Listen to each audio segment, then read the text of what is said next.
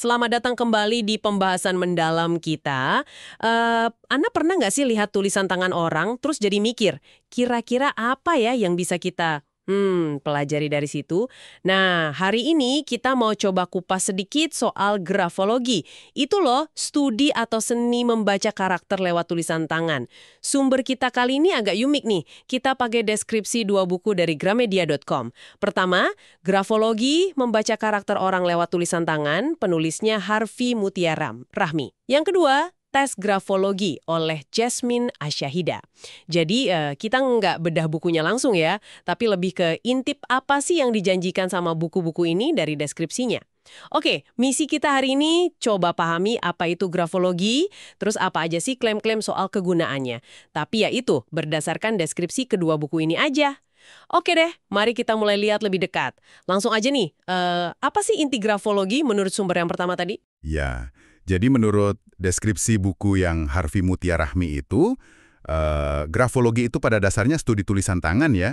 Tujuannya buat ngungkap karakter, kepribadian, sama aspek psikologis lain. Prinsipnya sih sederhana aja, goresan pena kita itu dianggap kayak, cerminan diri kita gitu. Cerminan diri ya? Wah, kedengarannya menarik banget.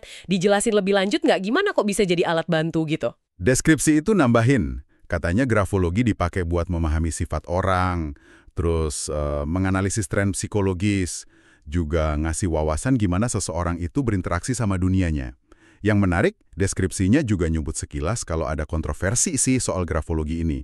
Tapi tetap dibilang relevan di psikologi terapan sama SDM. Walaupun yang nggak dijelasin lebih jauh, kontroversi atau relevansinya gimana. Oke. Jadi ada disebut juga ya soal kontroversinya, walau sekilas aja. Nah, terus kalau mau analisis nih, apa aja sih yang dilihat? Kayaknya deskripsi buku pertama tadi nyebutin beberapa elemen ya? Betul. Deskripsi itu ngasih contoh, kayak ukuran huruf, bentuknya gimana, terus tekanan pas nulis, kemiringan tulisan juga, spasi antar kata atau huruf, bahkan sampai penggunaan margin halaman. Katanya sih, tiap detil kecil itu punya makna. Detail ya. Terus kenapa detail-detail ini penting gitu? Sumber kedua ngasih petunjuk nggak soal ini?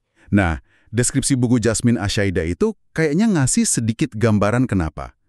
Disebutin kalau tulisan tangan bisa dianalisis karena dianggap mencerminkan, bukan cuma karakter aja loh, tapi juga pola hidup, bahkan, katanya, potensi hambatan yang mungkin lagi dihadapi orang itu. Jadi logikanya gitu, cara kita nulis itu nggak acak, tapi nyambung ke diri kita yang lebih dalam. Nah, ini nih bagian yang sering bikin orang penasaran banget. Klaimnya apa aja sih yang bisa diungkap? Deskripsi buku kedua tadi kayaknya punya daftar yang panjang ya? Iya, daftarnya emang lumayan ambisius sih kalau baca deskripsinya.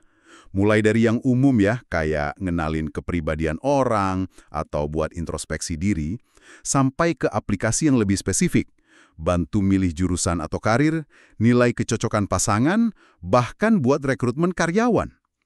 Deskripsi itu juga nyebut soal potensi buat optimalkan diri sama promosi kejujuran. Wow, itu luas banget ya cakupannya. Kalau lihat klaim dari deskripsi itu, ada tambahan lagi nggak dari sumber yang sama? Masih ada lagi loh. Deskripsi buku Jasmine Asyahida itu bahkan nyebutin kegunaan lain, kayak memudahkan komunikasi, bantu bongkar kasus kejahatan, terus menyelidiki asal-usul keluarga, identifikasi cara belajar anak, sampai yang cukup berani ya, klaim deteksi kondisi kesehatan. Tapi perlu diingat ya, ini klaim di deskripsinya. Betul. Ini penting banget digarisbawahi ya. Kita ini bahas apa yang diklaim di deskripsi ini. Jadi, kalau kita coba rangkum nih, kedua deskripsi buku ini sama-sama nunjukin potensi grafologi buat pemahaman mendalam soal individu. Tepat. Keduanya, ya lewat deskripsinya itu, ngasih kesan kalau grafologi itu kayak jendela buat ngelihat ke dalam diri sendiri dan orang lain. Deskripsi buku pertama malah eksplisit nyebut potensi besar buat memahami dan berinteraksi sama orang lain sehari-hari. Jadi, apa artinya ini buat Anda yang dengerin ya? Mungkin jadi kepikiran buat ngelihat lagi tulisan tangan sendiri atau tulisan orang dekat. Deskripsi buku ini seolah bilang, wah banyak lapisan makna di situ. Intinya sih ada di potensi pemahaman diri, ya introspeksi itu, sama pemahaman orang lain. Itu yang ditekankan di kedua deskripsi sumber kita.